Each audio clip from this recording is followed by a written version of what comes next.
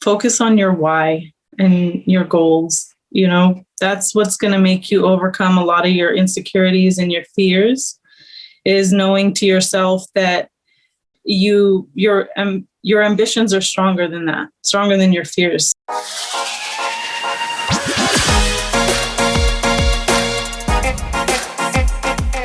Hello and welcome to episode 42 of the Smart Agents Podcast. My name is Michael Walter and I'll be your host. In today's episode, we are joined by Maritza Williams. Based in Southern California, Maritza began her career after a great experience with an agent of her own. The time and effort he put into making sure her father knew exactly what was happening throughout his purchase left Maritza inspired to help people in the same way. Now, before we get into the day's featured interview, make sure you follow and subscribe to the show on whatever platform you listen to podcasts. You can find us on all major podcasting platforms from Apple Podcasts, Google Podcasts, Spotify, and the list goes on.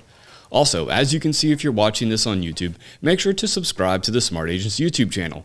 Click the bell to get notifications when each new episode is uploaded. And lastly, if you or somebody else on your team has an awesome story or tip to share with our community, send us a message at feedback@smartagents.com. We're always on the lookout for new stories to share. All right, on to the day's featured interview with Maritza, where she shares her story of breaking into the real estate industry and the success she is having today. The way I like to start everything out is if you could just tell me a little bit about yourself, where you're at in the country and how long you've been in real estate. Well, my name is Maritza. I'm 38 years old, and I've been in the real estate industry for 10 years now. Awesome. And I'm in California. Sorry. No problem. Yeah. And, just kind of getting started out, when we were emailing back and forth, you said that you were in massage therapy. So tell me a little bit about your background in that and how you ended up getting into real estate.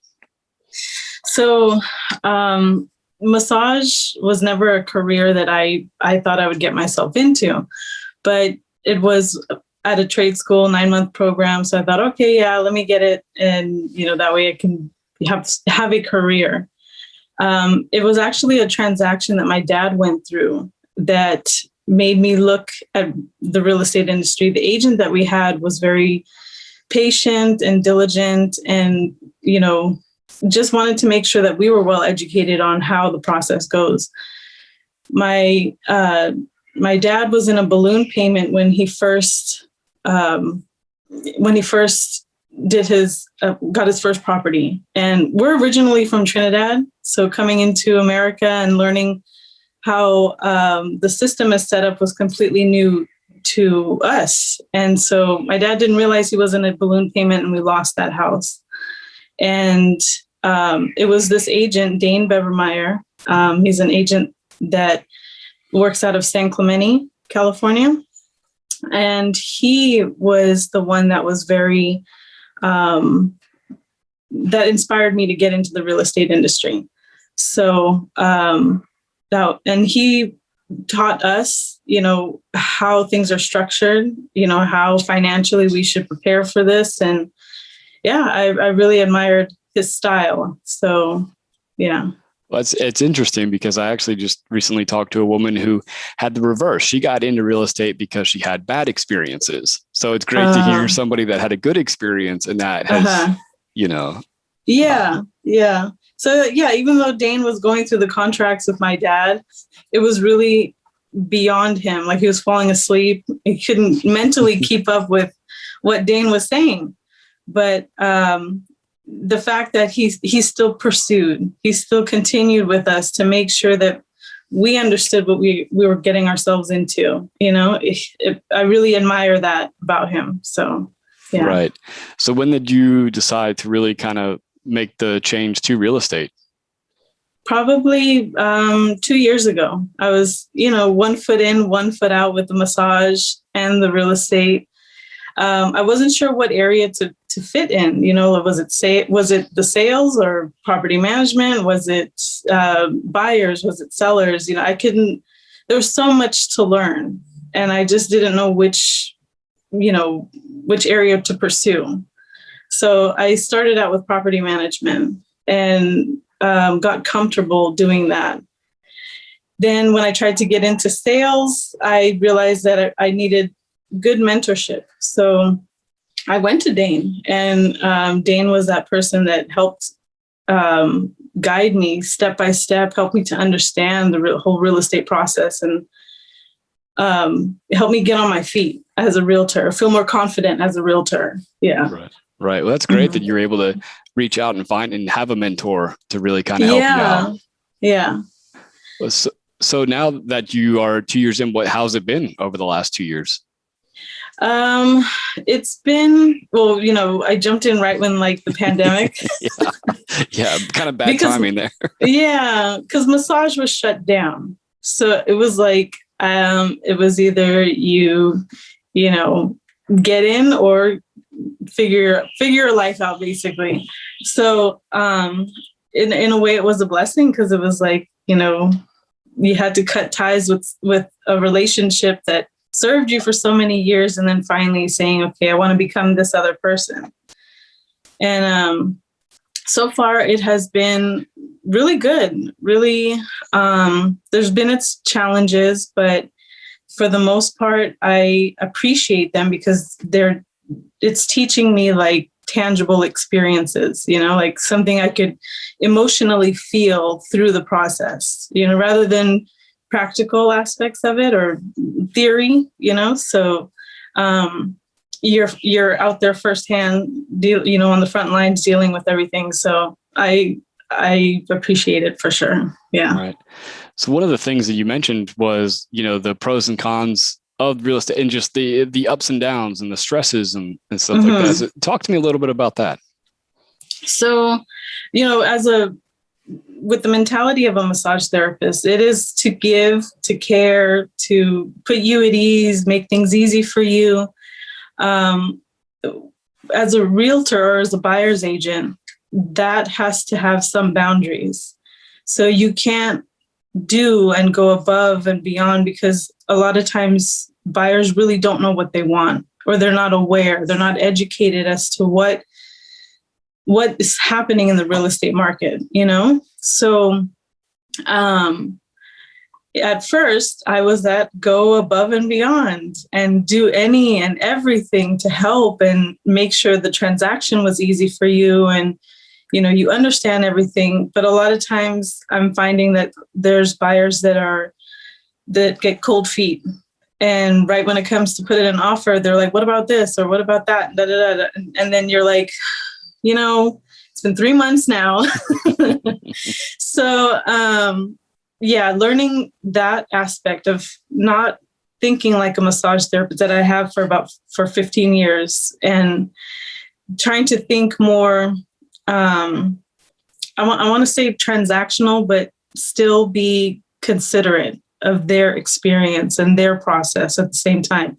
Because I still reflect on what my dad was going through and how he didn't know a lot of things, and, trusted other agents, and he got taken advantage of, Right. So it's trying to find that balance within myself that still wants to help, but also be respectful of the industry standard and how you're trying to maintain a certain type of professionalism and help them understand that this is time being put into this, and you guys have to be sure of your decision.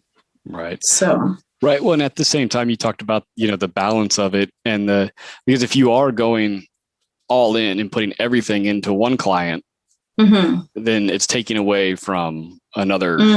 There's only so much of you to go around. So it's finding exactly. that. Yeah. So finding that balance. I find what works for me is having a specific schedule, dedicated to each client. And your follow-up as well, making sure that you stay consistent with their questions, their concerns, or, about specific properties that they're looking at, to follow up with the agents. Now, this market is very challenging, extremely challenging, because of the multiple offers coming in and how competitive you have to be. So, the schedule is just very tight. So you have to prioritize your time accordingly, based on the ones that are still on the fence about purchasing, or the ones that are ready to go. They're open, they understand the market, So It's balancing those two elements in your life. Who's ready to go, who are the ones that can, all right, take their time to figure out what they want to do, type of thing. So, yeah. So with that, a lot of times when people talk about, scheduling and really segmenting out your client base, I feel like, it's one of those things that you could start writing down all the names. And at the end of it, you look and you say, oh, I got everybody that's in the ready to go, because I haven't put the thought into it. I haven't really dissected what my criteria is.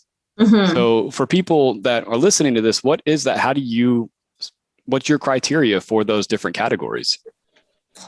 So I will obviously pre-qualified. If they're pre-qualified, then, and you put them in different tiers, the ones that are still working on their credit, obviously those are the ones that'll be at like the bottom tier, because they're still fixing that and getting that situated. But to stay consistent with your follow-up, your CRM program, make sure you put notifications to follow up with those people, dedicate specific times, either in the morning or in the afternoon, to do that stuff, to follow up with those clients. And then, the first thing in the morning is the priority ones, the ones that are pre-qualified, that are ready to go, that you're looking for properties and they're pretty serious about offers, and they understand what's happening in the market, how quickly you have to move. So I would put them in different tiers, and just, 2 weeks, follow up with this one, see where they're at. If it's somebody working on their credit, give them a call in 3 months, 2 months or something, So. Yeah. And then, like you said, this market is so crazy that for those buyers that are really looking, or they may be in a situation where they need to find something soon, how do you help manage their stress of look, we've put in offers on 30 houses and it just isn't working. It's just not happening. Yeah. I get a massage, first of all. And then I suggest to them, go get a massage. No, to manage the stress of that whole situation is just being upfront, just kind of telling them, and explaining to them, this is what's happening. And maybe now is not the time for you guys to purchase a property because of how challenging it may be. And just letting them know, listen, this is what's happening. And if you feel you can compete with these other offers, then okay, we'll stay in it. But just know that this is what you're getting into. Right. So. Right. And I think a lot of that comes in with that first conversation you have with somebody of, where are we, where's that real top level that you're ready to go to? Yeah. And then you have the ones that want to tell you that they know what's happening and from Zillow, and they see this is happening. And, so I'm like, all right, okay. Yeah. When did you get your license? Okay. No, but you just try to have like a light personality with them, you don't want to be disrespectful to what they're looking into, or make them feel incompetent in some way. You still try to validate them. Sure, maybe this would have worked in the market 4 years ago, but for everything that's happened, all the changes, the economy, everything that's happened so far, this is what's going on. Right. So how were you, especially, in California, your state has been a little bit more restrictive on things that you can do, in terms of going into houses and, doing viewings and things. So how did you adapt throughout the year on that? So we were very cautious. Like whenever we had a seller, we would make sure to let them know that, the P form, the coronavirus form, so that way we have all the setup and the clean up and the gloves and the masks and everything like that, to reassure them that this is how our procedures are, scheduling the appointments so that way you don't have, a whole group in there at the same time, especially if the sellers still live there you want to be considerate of how much people, and give them the option. How many people do you want in there for the day? So it's just communication and letting them know, this is how we run things and this is how things are being done now. And that it's still possible that they could sell their home in a market like this, especially in a market like this, Right.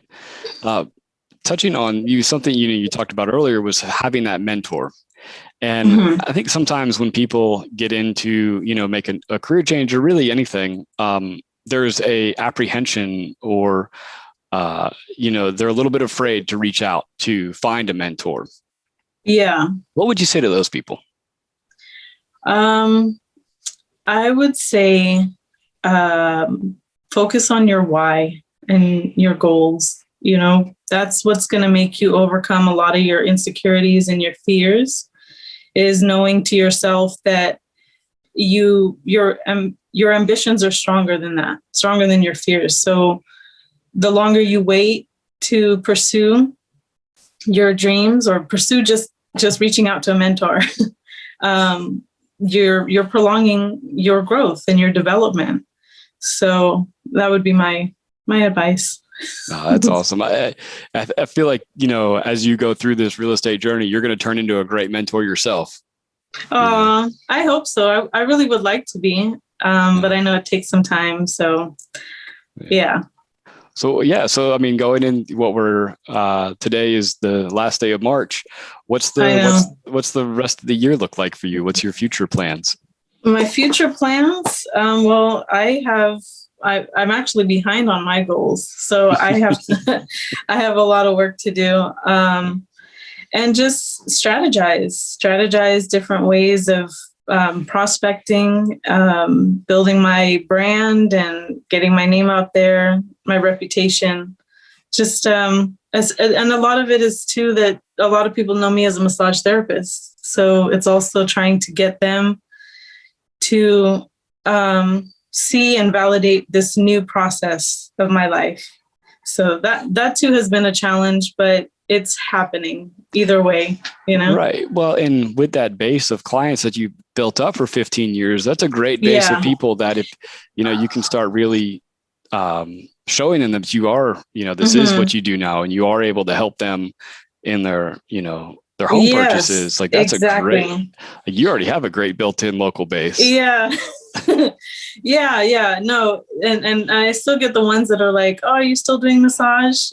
Or a lot of them are realtors too. So now I understand why they come in and get a massage. But yeah. Awesome. So. Well, I really appreciate you taking the time to talk to me today. Of course.